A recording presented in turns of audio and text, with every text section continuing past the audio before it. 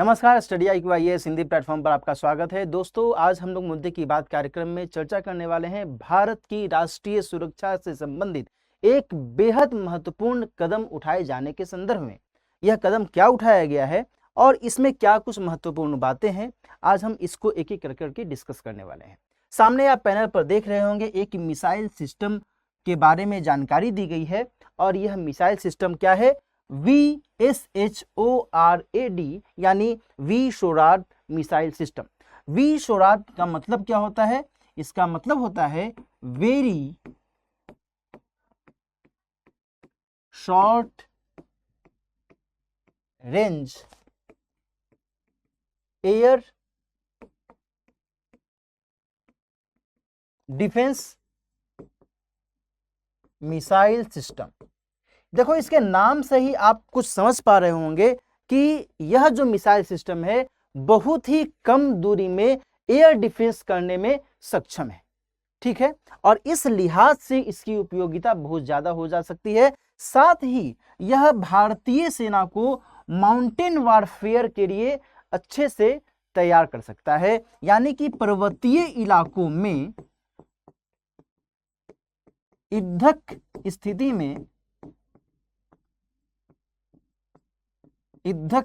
में इसका आसानी से उपयोग किया जा सकता है ना? स्थिति में आसानी से उपयोग। कैसे इसका आसानी से उपयोग किया जा सकता है? क्या इसमें बातें निहित हैं? आज की चर्चा में हम ये समझेंगे। साथ ही हम ये भी समझेंगे दोस्तों कि आखिर इस विषय को लेकर करके हाल में क्या कुछ महत्वपूर्ण गतिविधि चली है।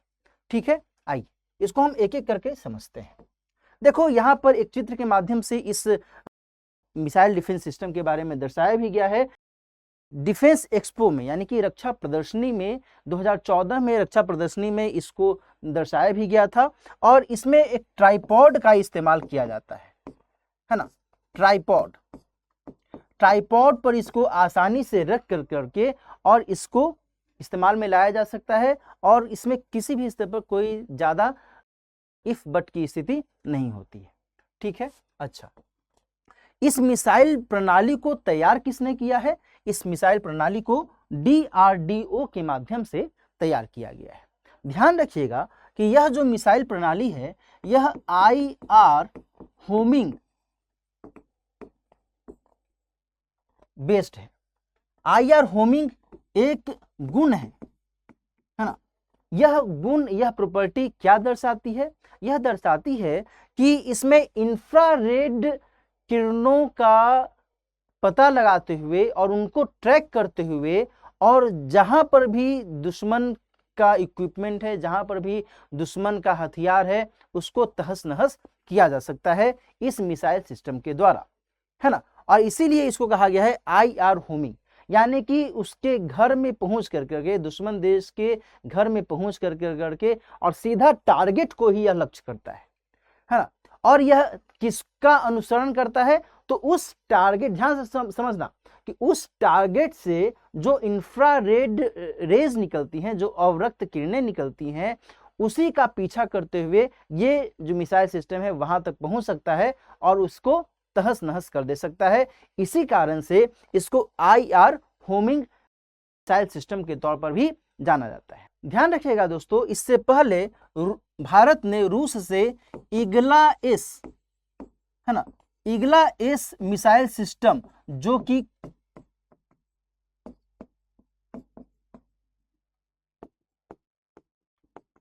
रूस से अपेक्षित है ना, जो कि एक वी-शोराड मिसाइल सिस्टम ही है ना, यानी कि यह भी very short range air defence system ही है। क्या नाम है इसका? Igla S. तो रूस से डिमांड की गई थी कि भाई आप हमें दीजिए, लेकिन अभी इसमें कोई फाइनल आउटपुट नहीं निकला है। अभी तक यह जो वार्ता है इस मिसाइल सिस्टम को खरीदने से संबंधित, वो अभी तक फाइनलाइज नहीं हुआ है। इस बीच DRDO के कंटेक्स्ट में यह जो व्यवस्था है, यह व्यवस्था देने की बात की जा रही है। क्लियर? अच्छा, अब यहाँ पर यह थोड़ा सा आपको समझना होगा कि यह जो मिसाइल सिस्टम है, यह मिसाइल सिस्टम किस तरीके से उपयोगी हो सकता है। जैसा कि अभी हमने बताया कि इसका इस्तेमाल पर्वतीय क्षेत्रों में आसानी से किया जा सकता है। क्यों किया जा सकता है? क्योंकि ये जो विशोराड है, ध्यान से समझिएगा, ये जो विशोराड है ये man portable air defence system है ना, एयर डिफेंस सिस्टम है।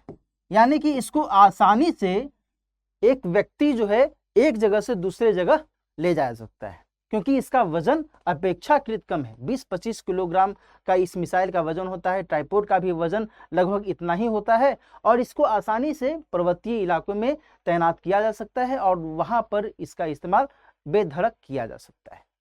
क्लियर? तो इसी कंटेक्स्ट में इसका उपयोग देखा जा रहा है और इसी के कारण इसको अपनाने की बातचीत चल रही है ना। यहाँ पर मैं आपको ये ध्यान दिलाता चलूं कि डीआरडीओ ने बीते साल में ही, यानी कि सितंबर 2022 में ही इस मिसाइल सिस्टम का एक परीक्षण भी किया था। कहाँ से? तो integrated test range Chandipur. Chandipur कहाँ पर है? तो ओडिशा में। वहां से इसका परीक्षण भी किया गया था और परीक्षण में सब कुछ सही पाया गया। उसके बाद आगे की जो प्रक्रियाएं हैं उसमें हाल ही में भारत सरकार के द्वारा जो डिफेंस एक्विजिशन काउंसिल है, यानी कि रक्षा खरीद परिषद है, उसने एक्सेप्टेंस ऑफ नेसेसिटी को अपनी सहमति दी है और उसके बाद जो है इसके कंटेक्स्ट में अब आगे की कार्रवाई शुरू की जाएगी, यानी कि अब इसके निर्माण की प्रक्रिया शुरू की जा सकती है।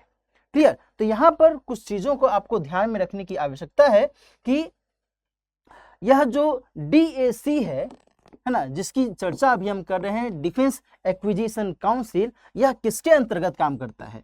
यह रक्षा मंत्रालय के अंतर्गत काम करता है, मिनिस्ट्री ऑफ डिफेंस के अंतर्गत काम करता है और इसके जो प्रमुख होते हैं वो कौन होते हैं? रक्षा मंत्री। रक्षा मंत्रालय के तो प्रमुख रक्षा मंत्री जी हैं ही, DAC के भी प्रमुख रक्षा मंत्री ही हैं और इसने क्या किया है? AON यानी कि एक्सेप्टेंस ऑफ नेसेसिटी को सहमति दी है ना। एक्सेप्टेंस ऑफ नेसेसिटी का मतलब दरअसल ये हुआ दोस्तों कि अब इस मिसाइल सिस्टम को बनाने के लिए यह जो फर्स्ट स्टेज है, इसको फर्स्ट स्टेज माना जाता है ना। तो यह जो फर्स्ट स्टेज है अब ये पूरा कर लिया गया है, अब इस पर आगे की कार्रवाई शुरू की जा सकती है। लेकिन इस मिसाइल सिस्टम को बनाने में लगभग 3 से 4 साल का समय लग सकता है ना। ये यहाँ पर आपको समझने की जरूरत है। क्लियर? तो ये कुछ प्रक्रियाएं हैं, ये प्रक्रियाएं यहाँ पर जब पूरी कर ली गई हैं तो निश्चित तौर पर अब आगे के हिसाब से इस पर जो भी समय लगेगा, जो 3-4 साल की बात चल रही है, उसके बाद भारतीय थल सेना और भारतीय नौसेना को यह जो मिसाइल सिस्टम है आसानी से उपलब्ध कराया जा सकता है। यानी कि दोनों सेनाओं के लिए, है ना, थल सेना प्लस नौसेना, दोनों के लिए इसका इस्तेमाल किया जा सकता है ना। और इसके बाद भारत की जो राष्ट्रीय सुरक्षा है उसको और मजबूती मिल जा सकती है। ध्यान रखिएगा दोस्तों कि भारत का जो, यदि हम एक उत्तरी सिरा और जो पूर्वी सिरा है, ये यदि हम देखें तो ये क्या है? पर्वतीय इलाका है यहाँ पर ज्यादा। और हाल के समय में हम सभी जानते हैं कि चीन के माध्यम से किस तरीके का थ्रेट मिला है, किस तरीके की चिंताएं यहाँ पर सामने आई हैं। जो लाइन ऑफ एक्चुअल कंट्रोल है, जो वास्तविक नियंत्रण रेखा है, वो इस पूरे इलाके में विस्तृत है ना, लद्दाख से लेकर करके और इधर अरुणाचल प्रदेश तक। बात समझ में आ रही है? तो इस दृष्टिकोण से, और ये पर्वतीय इलाका भी है। जब हम वेस्ट की ओर बात करते हैं, पाकिस्तान के साथ जो सीमा है उसके संदर्भ में यदि हम बात करते हैं तो वहां पर भारत को रूस से द्वारा ही जो एक मिसाइल सिस्टम मिला हुआ है, OSA मिसाइल सिस्टम, वह वहां पर तैनात है। तो वहां पर तो आसानी से रक्षा की जा सकती है, लेकिन इस इलाके में जो पर्वतीय हिस्से हैं वहां पर सही तरीके से कोई एप्रोप्रिएट मिसाइल सिस्टम की व्यवस्था नहीं हो सकी है। और ऐसे में इन चुनौतियों के मद्देनजर यह जो very short range air defence system है, यह यहाँ पर आसानी से तैनात किया जा सकता है और आसानी से चीन के द्वारा किसी भी हमले का बेहतर जवाब दिया जा सकता है, इसको मुंहतोड़ जवाब दिया जा सकता है कि नहीं? तो इस लिहाज से यह जो प्रक्रिया है, यह प्रक्रिया अपने आप में महत्वपूर्ण हो जाती है।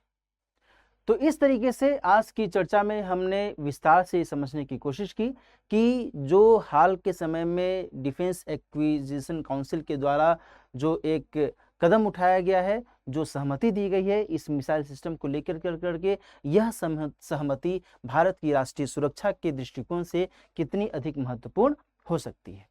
ठीक है, आज की चर्चा हम यहीं पर समाप्त करते हैं, लेकिन कमेंट सेक्शन में जवाब देने की कोशिश कीजिएगा कि डिफेंस एक्विजिशन काउंसिल यानी कि रक्षा खरीद परिषद के अध्यक्ष कौन होते हैं, इनके बारे में अभी हमने बताया भी, इसका उत्तर आप कमेंट सेक्शन में दीजिएगा। मिलते हैं किसी और मुद्दे की बात कार्यक्रम में किसी और महत्वपूर्ण मुद्दे के साथ, तब तक अपना ख्याल रखिए। All the best. हिंदी में यूपीएससी की तैयारी से संबंधित प्रोग्राम्स को देखने के लिए सब्सक्राइब करें स्टडी IQ IAS हिंदी।